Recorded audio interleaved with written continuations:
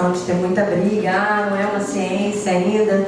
É uma coisa que a gente tem lutado dentro da universidade e a gente já terminou esse trabalho aqui e eu estou com mais 2 trabalhos, né, com a RTA, porque eu concluí, vai fazer 1 ano, agora em dezembro, e eu vejo mudança, uma coisa que você acaba de fazer e a criança é outra criança. Então, eu acho que a gente tem que realmente evoluir muito na pesquisa, porque, infelizmente, as pessoas acreditam só no que está aprovado cientificamente. Então, se é isso, a gente vai mostrar para elas que existe comprovação científica, que isso é um fato, né? E hoje eu vou falar para vocês um pouco do trabalho que eu fiz na pós, né? Eu fiz meu mestrado e doutorado foi em saúde da criança, e aí depois eu resolvi ir para uma pós, em terapia intensiva neonatal e pediátrica. O Júlio foi o meu orientador, e ele também já fez o RTA, mais tempo que eu. E aí eu falei, não, vamos começar a pesquisar em RTA.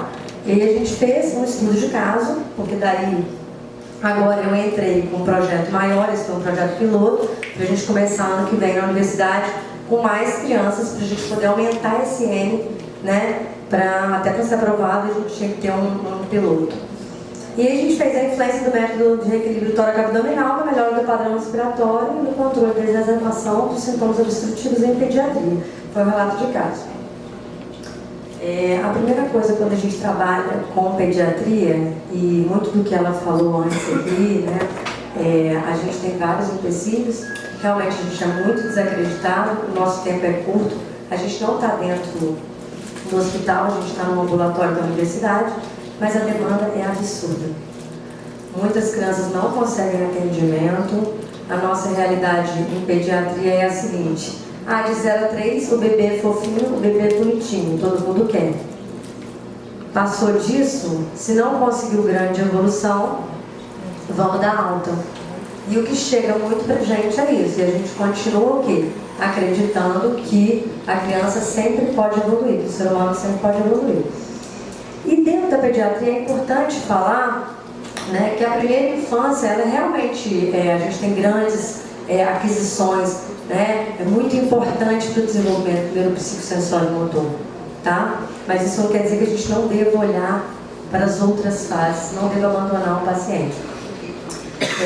Toda a repercussão que acontece, especialmente nesse primeiro ano, vai gerar atrasos, né, nesse desenvolvimento e, inclusive, pode se transformar num grande problema que vai se refletir depois, tá, na segunda infância até na adolescência e na vida adulta. A literatura ela já aponta a importância da parte respiratória para o desenvolvimento motor, né? E o RTA ele traz isso para a gente também, porque quando a gente aprende nas universidades, a gente aprende um conhecimento segmentado. E mesmo depois de 10 anos de formada, quando eu resolvi fazer o RTA, que eu conheci na pós, né, os benefícios do RTA, eu falei, gente, eu vou fazer para conhecer. A gente vê que a gente tem alguns princípios, né, em relação ao alongamento, em relação à biomecânica, mas que muitas vezes, em pediatria, isso assim, é claro, em qualquer setor de pediatria que você entrar, o pessoal que trabalha a parte respiratória da criança, primeiro que a criança é toda segmentada. Ela vai para o setor motor, aí depois ela vai para o setor respiratório, aí depois, né? Na universidade a gente não tem muito isso, então o setor só tem que trabalhar tudo, se vira, mas nos grandes centros a gente vê isso. Até porque vai para o faturamento, né? Então a criança ela vai para o motor, depois para o respiratório. E a criança que vai para o respiratório, isso é uma queixa que as mães trazem para mim, né, nos outros grandes centros, a criança que vai para o respiratório é a criança secretiva. Então, assim, né, 10 anos depois de formada, eu fui fazer o RTA, eu falei assim, gente, as minhas crianças não estão ganhando a parte motora porque elas estão cheias de alterações da parte respiratória, porque a biomecânica era visível, mas a parte respiratória ela tem secreção, o escudo tá bom, vamos, né, priorizar. Então a literatura já tem mostrado isso, né, que os músculos respiratórios eles cumprem função importante não respiratória e a gente tem que atentar, porque a criança, né, ela está usando tudo o que ela tem para respirar.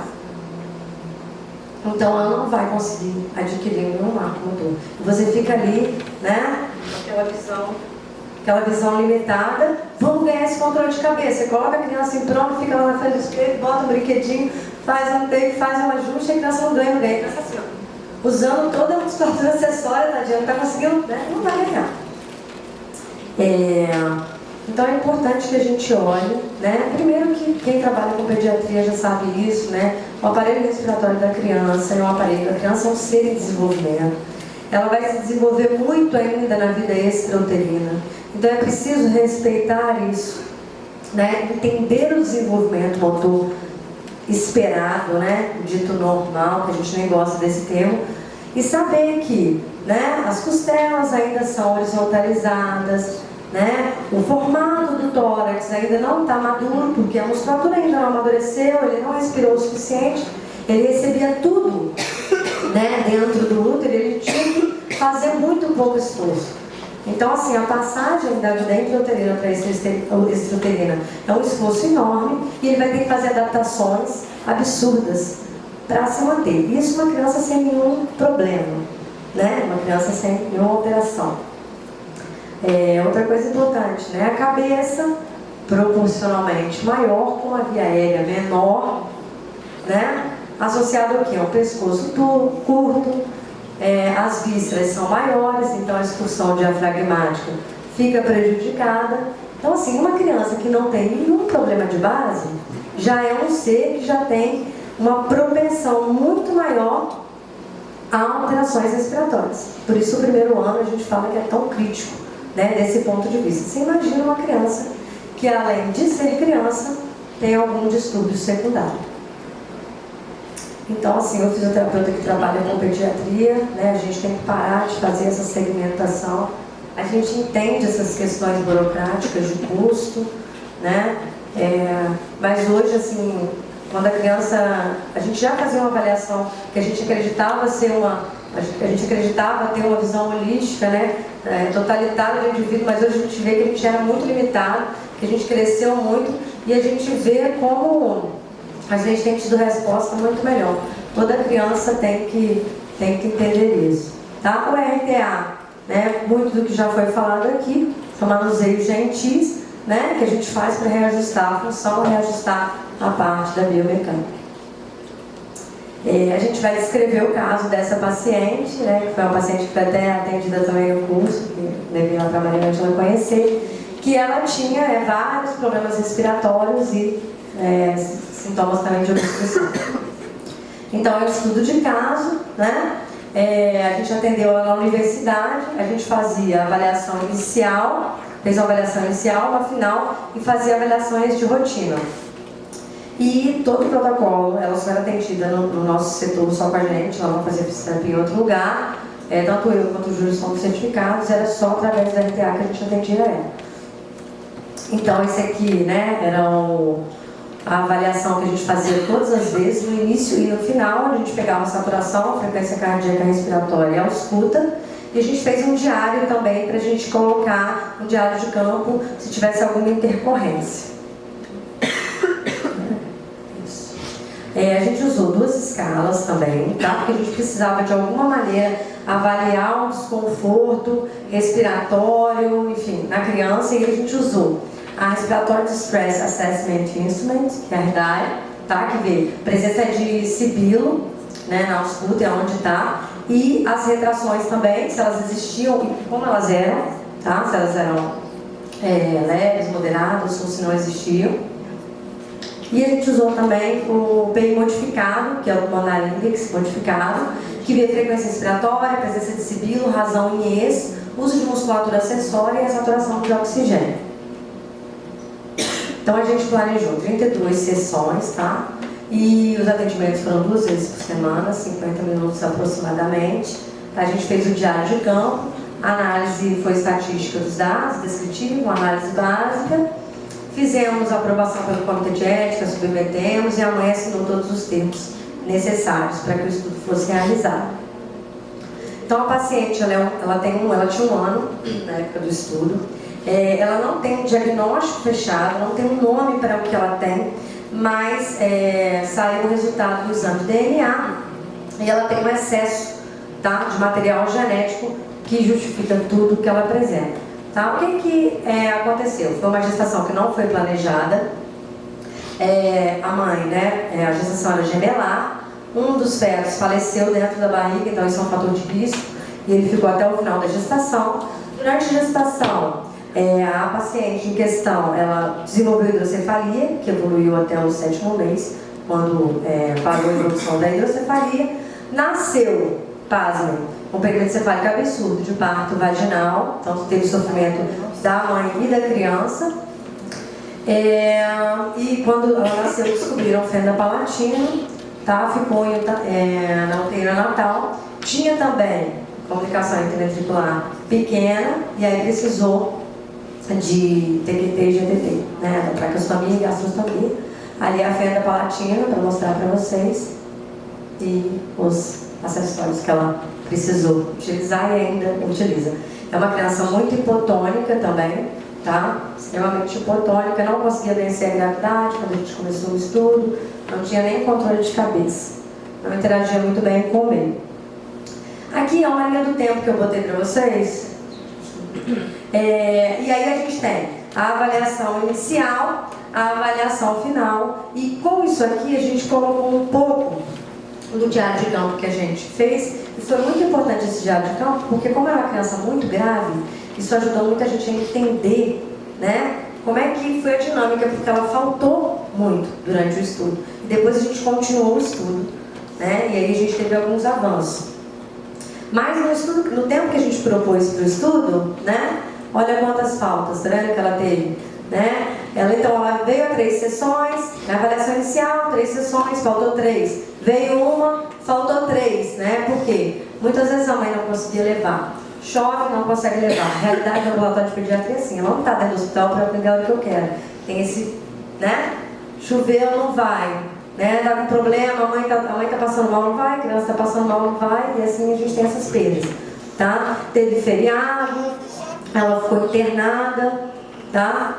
E aí a gente teve, tá, aproximadamente umas 14 sessões, conta da avaliação inicial e final. É interessante falar que durante o estudo ela teve pneumonia e ficou 16 dias internada. E outra coisa importante, que vocês vão ver até nas fotos, fica claro, que ela é uma criança que ela, como ninguém sabe muito bem o que ela tem, ninguém sabe muito o que esperar, né? Ainda não está descrito na literatura. E ela é muito hipotônica, ela tem uma distensão abdominal absurda, a motilidade intestinal dela é muito, muito lenta.